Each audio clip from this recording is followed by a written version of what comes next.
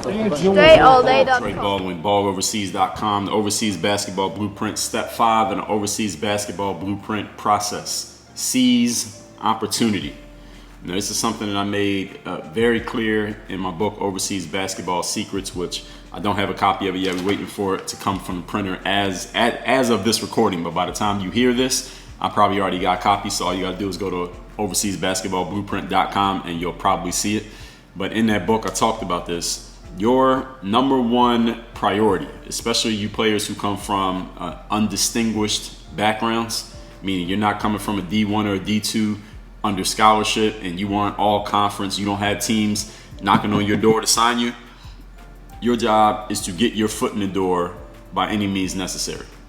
Seizing opportunity. There's an opportunity for you to get your foot in the door. If a team says, hey, you can come work out with us for a month, we'll give you a place to stay and we'll give you 2 meals a day, but we can't give you any money, but you can work out with us, you need to take that opportunity.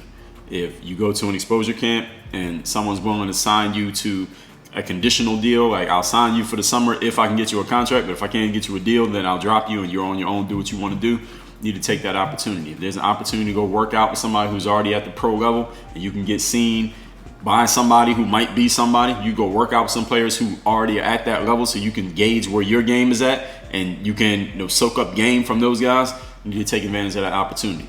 If you need to invest $500 or $1,000 of your own money into going to an exposure camp, whether it be abroad, whether it be across the country from wherever you live, you got to pay for your hotel, pay for your flight, pay for your food, pay the camp fee, just so you can get seen maybe by somebody who can do something for your career, but they're going to be decision makers in that gym. You need to invest in that opportunity. This is what I mean when I say seizing opportunity. When you're trying to get on, is no ego. I heard Puff Daddy talk about this, that when he all y'all know who Puff is. When he first got on, many of y'all may not know, he was going to Howard University, but he was an intern working in New York. So he would take the train, and when he didn't have a car, he would take the train back and forth from DC, where his school was, to New York, where his internship was, because he's from New York. And one of the things that he talked about was, look, I had no ego. When I was an intern, I wasn't saying it was nothing that I wouldn't have did. If they told me to clean the bathroom, I would have cleaned the bathroom. If they said, yo, carry this rapper's bags, his luggage on this trip, I would have carried the luggage. If they say, work the soundboard or work the DJ booth during this party for 5 minutes while the DJ goes to the bathroom, I'd have worked the DJ booth. Whatever they wanted me to do, I would have did. I had no ego whatsoever because I was just trying to prove that I was willing to be who they needed me to be to get on. And his boss, Puff's boss, when he first got an intern, was a guy named Dre Baldwin, who recently passed away in the summer of 2020. And Dre Baldwin told the story of when Puff's first day, he gave Puff like a tape, a little package that he had to go take, across the neighborhood. They were in Manhattan, across the neighborhood to another office. And this is before email, y'all. So he gave Puff the package, told him take this to this office, whatever. And Andre picked up the phone so he could make a phone call that he needed to be on. And by the time he got off his phone call, Puff was running back in the office. He had a tie on. He had on like business casual clothes. His tie was like flying back behind his shoulders. Like he was out of breath. And Dre Baldwin looked at him, this intern, first day. He was like, what's wrong with you? What happened? And what happened to that package that I gave you? Because he came right back. It wasn't but like 5-10 minutes. And Puff's like, I ran down there, dropped it off, and I ran back. Now, what else you want me to do? What you want me to do next?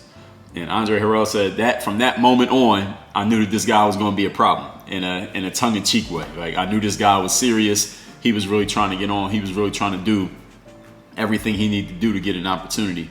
And you're not an intern in the pro basketball world, but maybe you will be. If you're getting a tryout or you're on an unpaid, workout provisional type deal, that is kind of an internship. And you need to have that same mentality of having no ego, not thinking that you're too good for any opportunity, not thinking that you deserve more than whatever gets offered you, not thinking that, there's a player out there that's signed and you think you're better than him because you have more points than him in a recreational league in the summertime. No ego. Understand. I'll tell y'all something else that a business guy told me many years ago. He said, Dre, in order to make demands, you have to be in demand.